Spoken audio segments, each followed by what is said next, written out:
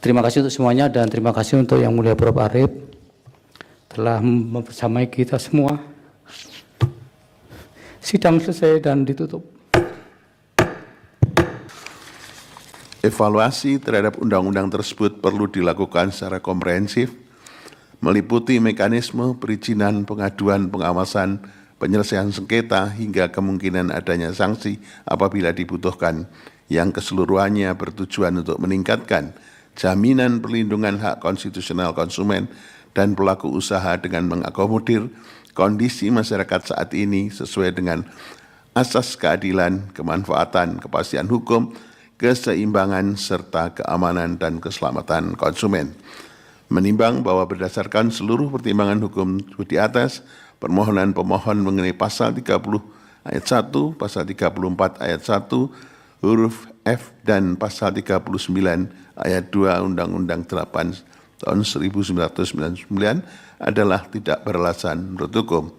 Sementara itu, berkenaan dengan permohonan para pemohon mengenai norma pasal 31 Undang-Undang 8 tahun 1999 telah ternyata bertentangan dengan prinsip negara hukum, melanggar hak untuk memajukan diri, hak untuk kepastian hukum, dan perlakuan yang sama di hadapan hukum, dan hak untuk memperoleh dan menyampaikan informasi, serta bertentangan dengan prinsip bebas dari perlakuan diskriminatif yang dijamin pasal 1 ayat 3, pasal 28C ayat 2, pasal 28D ayat 1, pasal 28F, pasal 28H ayat 4, dan pasal 28I ayat 2 Undang-Undang Dasar Negara Republik Indonesia tahun 1945, sebagaimana yang didalilkan oleh pemohon. Namun oleh karena pemaknaan yang dilakukan mahkamah tidak sebagaimana yang dimohonkan para pemohon, maka permohonan para pemohon mengenai pasal 31 Undang-Undang 8 tahun 99 adalah beralasan hukum untuk sebagian.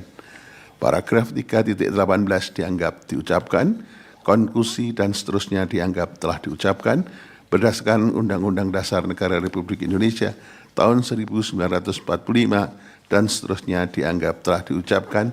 Terima kasih. Amar putusan mengadili 1.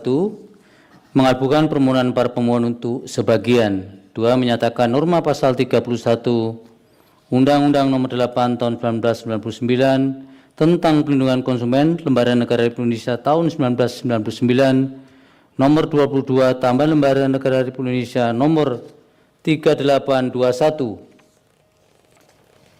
bertentangan dengan Undang-Undang Dasar Negara Republik Indonesia tahun 1945 dan tidak mempunyai kekuatan hukum secara bersyarat sepanjang tidak dimaknai Badan Perlindungan Konsumen Nasional yang dalam menjalankan tugas dan wewenangnya bersifat independen. 3. Memerintahkan pemuatan putusan ini dalam Berita Negara Republik Indonesia sebagaimana mestinya. 4. Menolak permohonan para pemohon untuk selain dan selebihnya.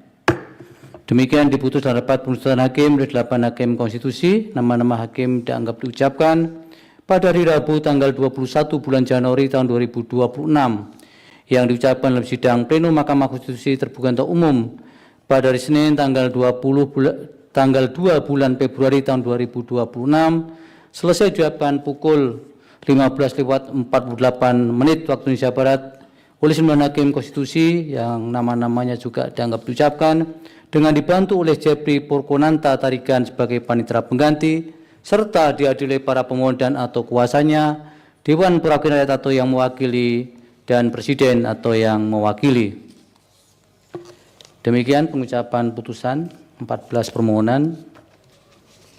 Untuk salinan putusan akan dikirim pada para pihak melalui email masing-masing setelah persidangan ini selesai atau selambat-lambatnya 2 hari kerja setelah persidangan ini ditutup. Terima kasih untuk semuanya dan terima kasih untuk Yang Mulia Prof. Arief telah membersamai kita semua. Sidang selesai dan ditutup. Hadirin dimohon berdiri.